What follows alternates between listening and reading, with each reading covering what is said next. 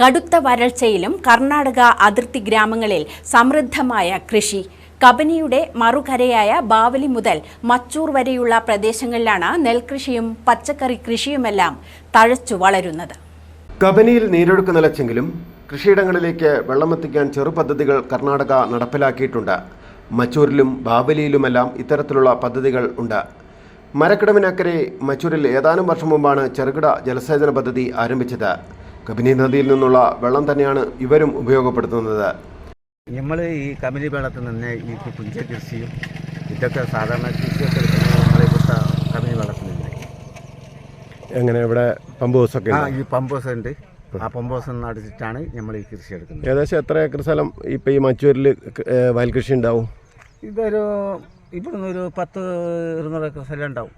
കൂടുതൽ വെള്ളമെടുക്കാൻ പറ്റുന്ന സ്ഥലങ്ങളിലാണ് പമ്പ് ഹൗസുകൾ സ്ഥാപിച്ചിരിക്കുന്നത്. എന്നാൽ കേരളത്തിന്റെ അതിരുകളിൽ വെള്ളം എടുക്കാനായി സ്ഥാപിച്ച പമ്പ് ഹൗസുകളെല്ലാം അധികം വെള്ളം ഇല്ലാത്ത ഭാഗങ്ങളിൽ കേരള കർണാടക സംസ്ഥാനങ്ങളെ തമ്മിൽ വേർതിരിച്ചുകൊണ്ട് ഒഴുകുന്ന കബനി നദി. ഈ കബനി നദിയുടെ ഒരു കരയിലുള്ള കേരള സംസ്ഥാനത്തിൻ്റെ നദീതീരങ്ങൾ വരണ്ട് ഉണങ്ങുമ്പോൾ ഹരിതാപമായ ഇക്കരെ കർണാടകയാണ് നമ്മളിപ്പോൾ കാണുന്നത്.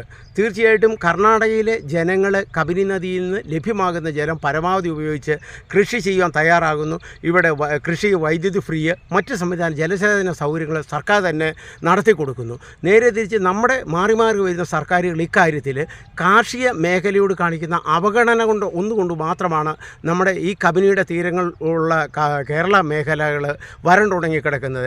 അതുകൊണ്ട് തന്നെ വേനൽ ആരംഭത്തിൽ തന്നെ ഇവിടങ്ങളിൽ ജലവിധാനം താഴുന്നു. വർഷത്തിൽ 2 തവണ നെൽകൃഷിയും മറ്റ് കൃഷികളുമെല്ലാം അതിർത്തി ഗ്രാമങ്ങളിൽ മുടക്കം കൂടാതെ ചെയ്യാറുണ്ട്. കേരളത്തിൻ്റെ അതിർത്തിയിലെത്തിയാൽ കരിഞ്ഞുണങ്ങിയ വയലുകളും കൃഷിയിടങ്ങളുമെല്ലാം കാഴ്ചയാവുന്നതിനിടെയാണ് കർണാടക ഗ്രാമങ്ങളിലെ ഈ കൃഷികളെന്നത് ശ്രദ്ധേയമാണ്. സി ഡി ബാബു, മലനാട് ന്യൂസ്, പുൽപ്പള്ളി.